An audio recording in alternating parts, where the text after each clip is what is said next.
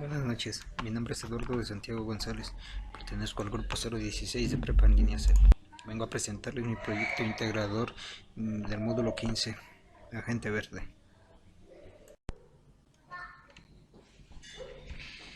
El motivo de este reportaje es para hacer conciencia a todos los ciudadanos de Querétaro, ya que la contaminación del río y la modificación de este mismo es causante de problemas ecológicos, de inundaciones y de salud. Esto señala la bióloga Carla Olvera, la cual es integrante del proyecto de investigación bajo tierra Museo del Agua. Las principales problemáticas con los ríos urbanos va con la contaminación y la modificación con su forma natural. Con el crecimiento de la ciudad se tiende a modificarlos, se rectifican y se pierde de forma natural las características propias del río, que hace que funcione como precisamente un río sostuvo.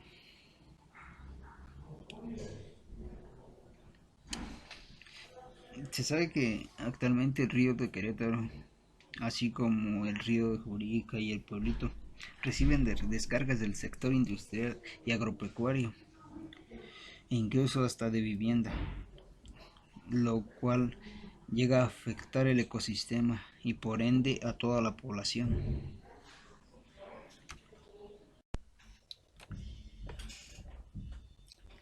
A finales del mes de mayo del año 2017 se detectaron 72 puntos de descargas contaminantes, las cuales provienen de las actividades industriales, ganaderas e incluso de las viviendas que vierten directamente en el cauce de Aguas Negras. En un estudio realizado por la Universidad Autónoma de Querétaro se detectó que la contaminación del cuerpo de agua se debe a la basura que se tira dentro de este cauce, las descargas de desechos industriales, agrícolas y ganaderos que son arrojados, así como las aguas residuales generadas por las actividades urbanas. Se detectaron 48 puntos críticos en longitud de 42 kilómetros prácticamente desde el nacimiento del afluente en el cerro hasta los límites con la capital queretana. Las descargas domésticas e industriales y pecuarias, los desechos agrícolas son principales fuentes de contaminación del cauce.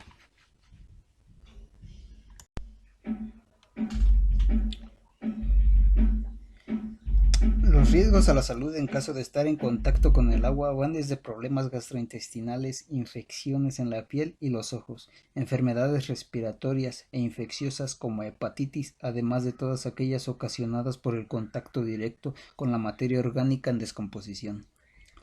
Estas infecciones se pueden dar incluso por respirar el aire cercano a los cauces.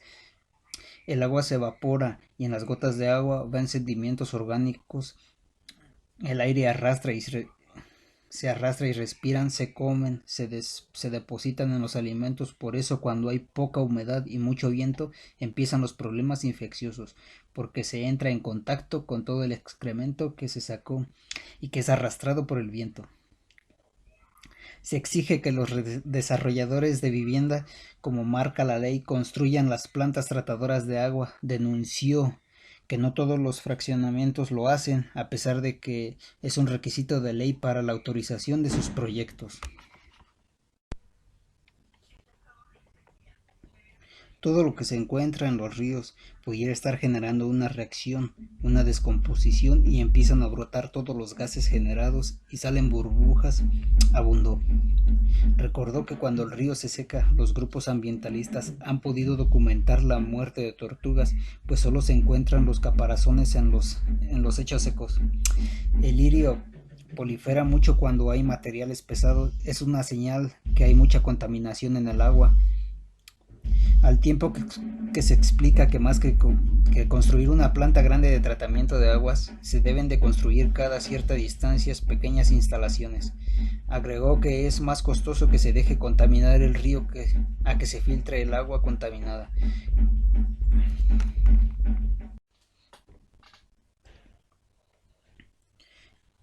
El río Querétaro, que atraviesa por el pueblito, es un ejemplo de compromiso con el medio ambiente en el estado de Corregidora y Querétaro.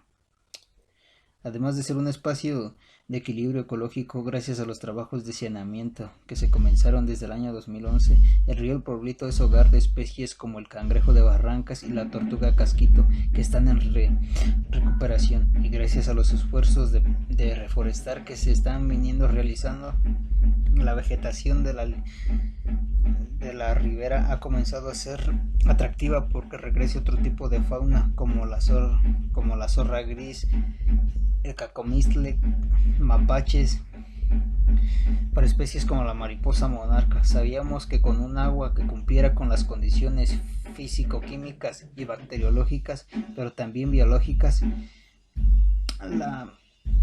la vida se iba a dar. Al momento que tuvimos un saneamiento, en este momento la naturaleza permitió que estuviéramos en hallazgo con los cangrejos de Barranca y la tortuga casquito, que estaban en peligro de extinción.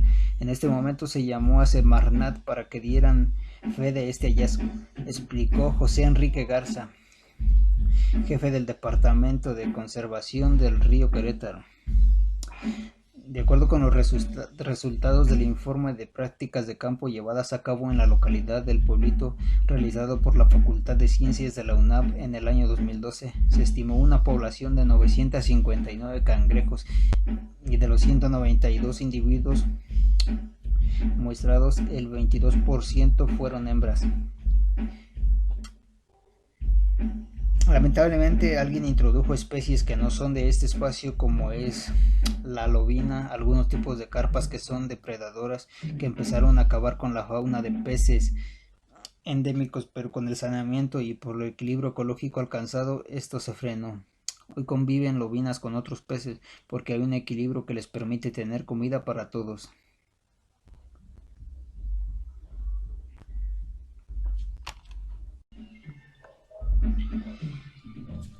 Los ríos son un valioso recurso que debemos preservar, ya que son indispensables para el equilibrio de los ecosistemas y para el desarrollo humano.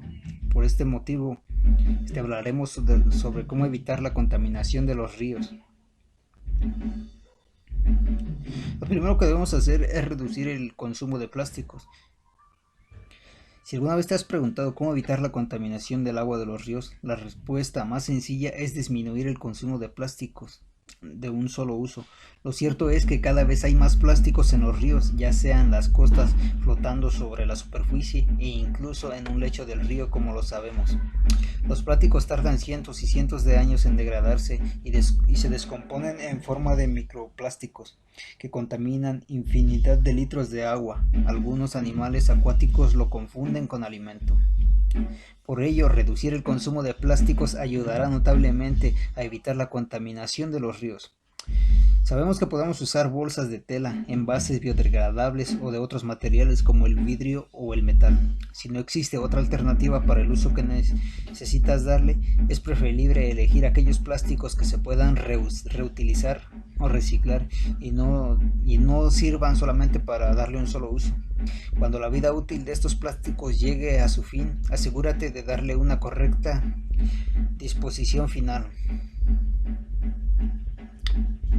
Lo que también podemos hacer es reducir el uso de los aceites y baterías. Los aceites son altamente contaminantes. Se estima que un solo litro de aceite contamina 1000 litros de agua, así como ya lo habíamos visto en una actividad anterior.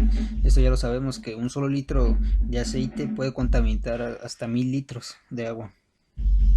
En tanto, las baterías y pilas presentan una composición tóxica que al disolverse con el agua puede ser ingerida por peces y demás seres vivos del ecosistema afectado.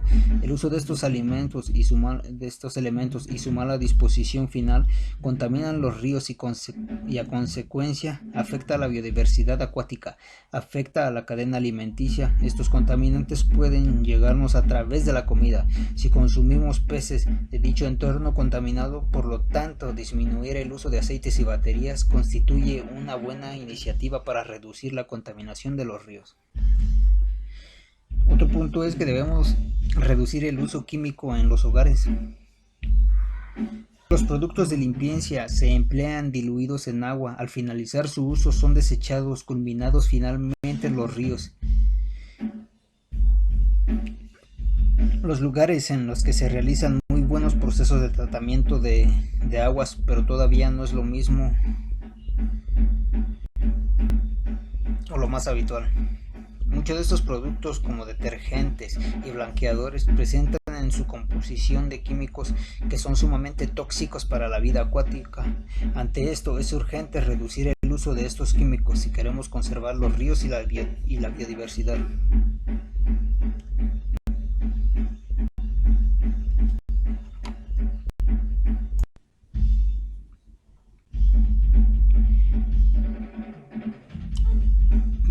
Para culminar,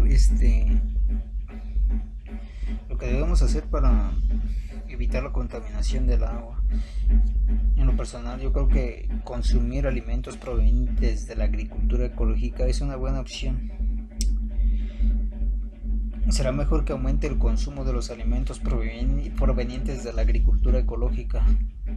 La realidad es que los agroquímicos que se usan en la agricultura industrial no solo persisten en nuestros alimentos, sino que muchos de ellos se filtran en las napas de agua subterránea y culminan en los ríos. Esto provoca que se contaminen y se vea afectada la biodiversidad. De esta forma, al consumir los alimentos provenientes de la agricultura ecológica, estarás fomentando la producción de alimentos libres de agroquímicos y en definitiva reducirás las cantidades de sustancias nocivas que acaban en los ríos. Otra cosa es que debemos desechar correctamente los residuos. Algunas sustancias como pinturas o químicos para piletas pueden ser letales para las especies de la flora y fauna de los ríos. Por este motivo, si tienes que usar alguno de estos productos, asegúrate de que tengan una disposición final adecuada y no los tires directamente en el agua o en los suelos, pues se filtran y terminan en el agua subterránea y en los ríos. Debemos prestar atención a la procedencia de los productos que consumimos. ¿Alguna vez has prestado atención cómo son producidos los productos que consumimos en nuestro día con día? Involucramos en el proceso de producción, conocer si las industrias están involucradas en la deforestación de bosques y exigir que dichas industrias realicen un correcto tratamiento de efluentes y residuos. Sin duda contribuirá a la hora de evitar la contaminación de los ríos y de otros ecosistemas y biomas. El factor más importante es que no debemos desperdiciar el agua. Ahorrar el agua es una manera muy importante de preservar este recurso natural. Algunos de los hábitos que podemos incorporar son tomar duchas cortas en lugar de duchas largas o baños, cerrar los grifos cuando no estamos usando el agua directamente, asegurarnos de que los grifos no pierdan agua, no regar el césped en exceso, regar con agua de lluvia. Lo que debemos hacer es concientizar y educar sobre la contaminación de los ríos.